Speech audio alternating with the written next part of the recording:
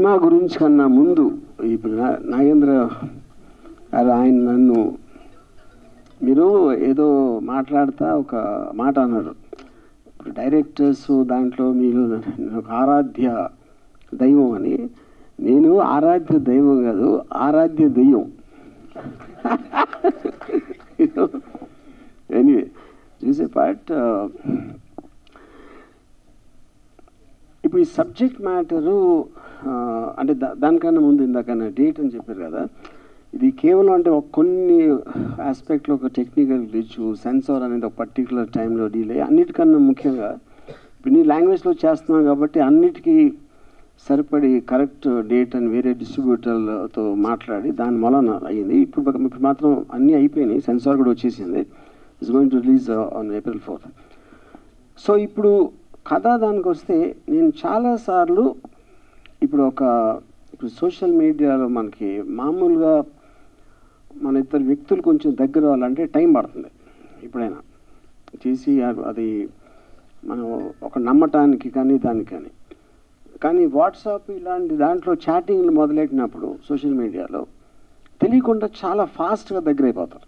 ఎందుకంటే కమ్స్ అంటే కట్టు వస్తుంది కనుక ఒక థాట్ ఇంకా మనకి మనిషి కనిపించినప్పుడు మన గురించి మనం చాలా రహస్యాలు బయట పెట్టేస్తాం, తొందరగా నమ్మేస్తాం. అలాంటి ఆటలుగా వచ్చిన నెగిటివ్ ఎఫెక్ట్స్ మనం చాలాసార్లు మనకి న్యూస్లో వస్తూ ఉంటాయి. ఇలా ఒక అమ్మాయికి ఎలా అయింది, లేకపోతే అలా రిలేషన్షిప్లో ఎలా అయింది, ఒక్కొక్కసారి చాలా వైలెంట్గా కూడా మారటానికి జరిగిన ఇన్సిడెంట్స్ మనం ఎన్నో చూసాం. సో ఒక్క పర్టిక్యులర్ ఇన్సిడెంట్ అని కాకుండా చాలా అలాంటి ఇన్సిడెంట్స్ బేస్ చేసి ఈ కథ తయారు చేయడం జరిగింది. సో అన్నిటికన్నా ముఖ్యంగా నేను ఒక పోలీస్ ఆఫీసర్ నాకు ఒక ఎగ్జాంపుల్ చెప్పారు.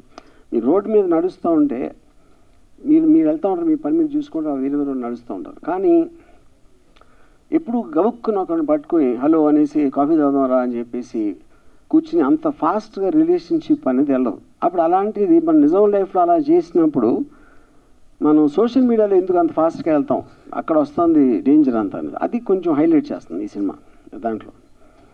సో ఇప్పుడు కథ అనేది మూల కథ నేను రాశాను, బట్ ఫిల్మ్ డైరెక్టర్ చేసింది మాత్రం కమల్ గిరికృష్ణ కమల్ నా దగ్గర చాలా ఇయర్స్ చేశాడు, both as an editor and as an associate. And ఆనెస్ట్గా ఐ మీన్ అంటే ఇప్పుడు నాకు రాసినప్పుడు నేను కూడా ఫిల్మ్ మేకర్ కాబట్టి నాకు ఒక విజువల్ ఉంటుంది మైండ్లో, ఇలా ఉండొచ్చు ఈ సీను, లేకపోతే ఇలాంటి మూమెంట్స్ ఉండొచ్చు అని రఫ్గా నా మైండ్లో వెళ్ళే విజువల్ ఏదైతే ఉందో నేను అనుకున్న దానికన్నా చాలా రేట్లు బాగా తీసాడు. Thank you Kamal. Yeah and తర్వాత ఆబ్వియస్లీ ఇప్పుడు కాస్టింగ్ అనేది మెయిన్ రోల్స్ సత్య అండ్ ఆరాధ్య.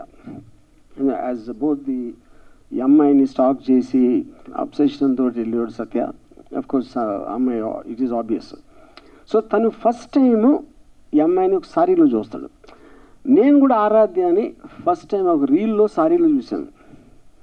ఈ రెండింటికి connection is not the point. తర్వాత అమ్మాయి సారీలో ఉన్నదానికి ఉన్న ప్రత్యేకత ఏంటి అని అడిగితే, ఇప్పుడు మామూలుగా చాలాసార్లు ఒక అమ్మాయి మీద అత్యాచారం జరిగినప్పుడు అలాంటి బట్టలు వేసుకుంది లేకపోతే ఇలా ఉంది అలా అని ఒక kind of A negative comments చేస్తారు, ఇంక్లూడింగ్ పాలిటీషియన్స్.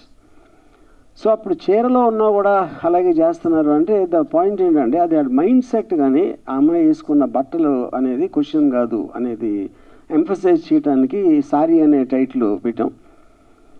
యా తర్వాత కమింగ్ టు ద యాక్టర్స్, ఇప్పుడు ఆరాధ్య ఇందాక చెప్పినట్టు నేను రీల్లో చూశాను, కానీ అసలు అబ్సల్యూట్గా కెమెరాకి ఫస్ట్ టైం ఫేసింగ్ చేసిన తను చేసిన పర్ఫార్మెన్స్ ఎక్స్ట్రాడినరీగా అనిపించింది అందరికీ, నాకే కాదు ఎంతవరకు సినిమా చూసిన వాళ్ళకి.